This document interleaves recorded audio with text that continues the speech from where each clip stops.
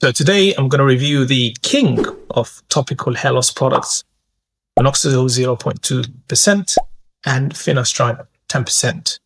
And at the end of the video, after I'm finished with the review, I'm going to go through some of the data that backs up everything I'm going to claim in this video, because the internet is so full of so much fake data that it's important you guys see the evidence, the scientific evidence, to make your own mind up.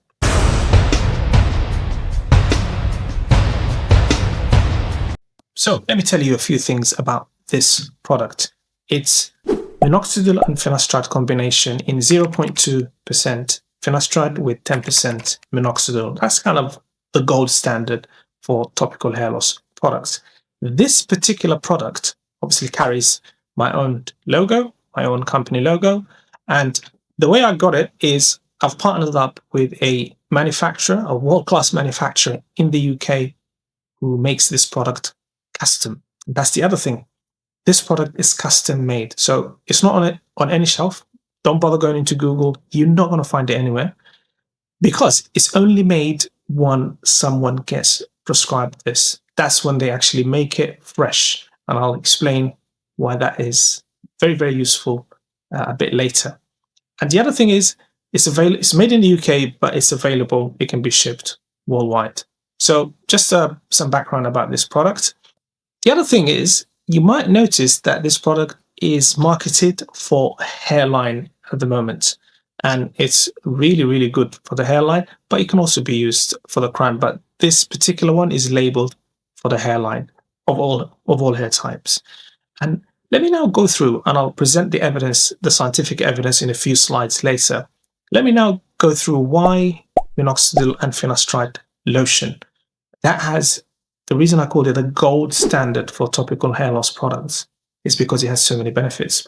The first benefit is that it combines Minoxidil and Finasteride. It's beyond doubt, I'll present the evidence later, that combining Minoxidil and Finasteride gives way better results than using either of them alone. The evidence is beyond doubt, and I'm going to share it later. The second reason, and let me just go back, the reason you want both of them is Minoxidil is really good at growing hair. We don't really understand how it does this. Some people say it improves blood supply and all that, but no one has really nailed down exactly how. And Finasteride blocks the DHT. DHT is the hormone that causes follicular miniaturization. So you want both sides of the equation to be active to get the best results. So a lot of people might say, you know what, why not just use the oral version of Finasteride and just spray on the Minoxidil? And that's a good question. But the reason people go to the oral version of Finasteride is because they want faster results or better results. But here is something that might surprise them. When it comes to the effectiveness of the topical version and the oral version of Finasteride, there's not as much of a difference as you think. You would think that the oral version is like way more effective than the topical. But the data shows that the typical DHT blockage of a well-made topical formula for Finasteride is about 35%. And for the oral, it's 55%. So there's only about a 20% swing in it. You would think, hang on, I was expecting a lot more. I was expecting the oral version to be way better at blocking DHT than that. Well, there you go. You might be surprised I did tell you. And the other benefit, and this is the thing that really swings people towards using topical products, is the side effects, the systemic exposure. So when you take an oral pill, most of it goes into your system. It's in your body. Everyone knows that. But when you use a lotion or a solution, then a lot less goes into your system. Specifically for Finasteride, studies show that with the topical version, there's a 90 to 99% less systemic absorption compared to the oral version. 90 to 95%. That is huge. And naturally, of course, we would expect the side effects to be a lot lower with the topical version, and they are. Here's another reason why I went to this specific manufacturer to get this product, and it's to do with the formulation. So guess how much of a topical hair loss product, when applied to the scalp, gets through the scalp and actually works? 1.2 to 1.4%. 1.2 to 1.4%. That means nearly 99% of what you apply never actually reaches the scalp. And I'll share the studies to show that a bit later. So if 99% is getting lost, imagine if you buy the product, if you get the product from a manufacturer that doesn't really know how to formulate things. That 1.2% to 1.4% is probably going to be zero, because you need to be an expert at formulation to get the best absorption possible for topical products, because it's very, very difficult to manufacture. And the manufacturer I work with, they've been doing this for years. I trust them. And here's another reason why they do things very differently than everyone else. They only make the product when someone is prescribed this particular formula. They do not make it otherwise. A, because it's easier for them. They don't have to have stuff on the shelf all the time. And B, products that are made fresh are way more potent than products that have been sitting on a shelf for weeks or months. Because remember, when you make a product, and this is my pharmacy background coming into play, when you make a product, the day that you make it and you put the seal on and you put it on the shelf, it's slowly degrading. It's just the effectiveness chart is just going downhill. That's why we have expiry dates, because at the expiry date, the product is no longer fit for purpose. You throw it away. And the closer you get into the expiry date, the worse the product.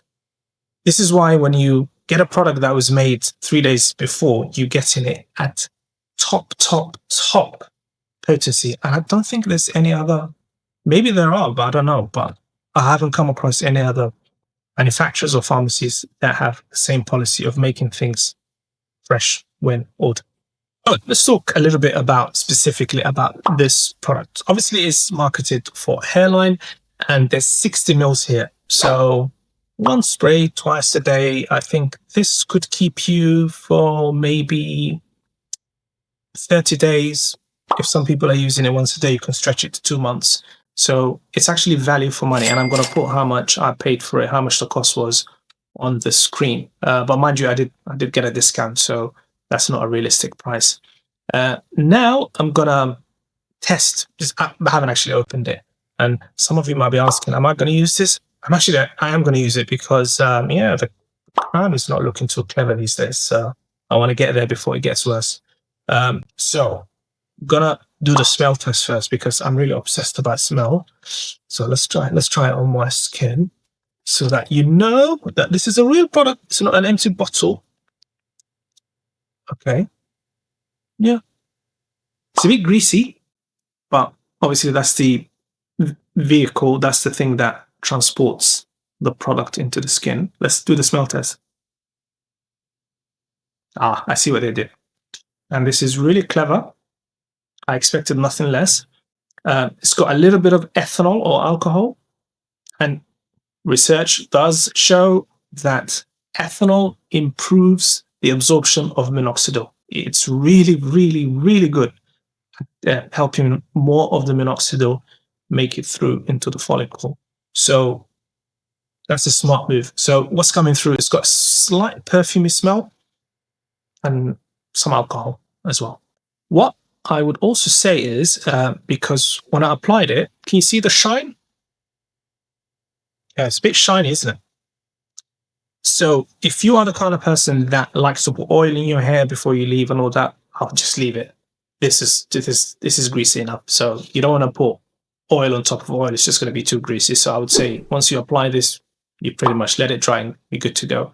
And the other tip I give for people using topicals is apply after a shower, preferably a slightly warm shower where you've washed the scalp, got all that debris and oils off, so that you give the product the best chance to be absorbed. And another tip I would give is derma rolling. Applying it and gently 2 or 3 times a week, doing gentle derma rolling, that also has been shown to improve absorption. Now, let's jump onto a computer so I can give you the scientific evidence that kind of ties everything together, so that you can see it with your own eyes that I'm basing everything I say on actual science. So let's look at the studies to back up everything we've been discussing in this video. And you'll find the references, the citations for these studies in the description below, so you can go and verify it for yourself. The first chart is from a study that compared basically topical versus oral finasteride. Basically comparing, is applying the finasteride in lotion or cream form as effective as the oral route of taking finasteride? And the answer is they're very, very similar. So you get very similar effectiveness. So this looked at hair count increase at 24 weeks. So basically they counted the hair at the start of the study and then at 24 weeks and compared. And there's not much in it. The oral finasteride edges it by a tiny, tiny bit, 21.1 versus 20.2. But effectively this is the same, really, the same effectiveness as you can see. Now look at the graph at the chart at the bottom of the screen, the one comparing side effects of oral versus topical finasteride. And with topical, you only get 2% systemic side effects. So these can be things like, libido problems, that kind of thing, the usual side effects that are associated with finasteride. But then look at the red column, which is for oral finasteride. And that is that more than 8 times? Yeah, more than 8 times the side effects of the topical at 16.8%. And now finally, let's look at the graph in the top right-hand corner, comparing minoxidil, using minoxidil alone versus using minoxidil and finasteride. So minoxidil alone, on this one, I'm not really sure what measure they used to compare the two sets of data. Probably hair count, because that's the most common measure studies use. So minoxidil alone gives us 10.5%. I'm assuming this is increase. I'm sorry, I don't have the deep details of this study. So 10.5% increase, I'm assuming. Now, look what happens when you use minoxidil versus finasteride. It goes up to 19.8. So that's almost double the effectiveness. So this, again, proves what we've been talking about in this video, that using minoxidil in combination with finasteride is a lot more effective than using minoxidil on its own.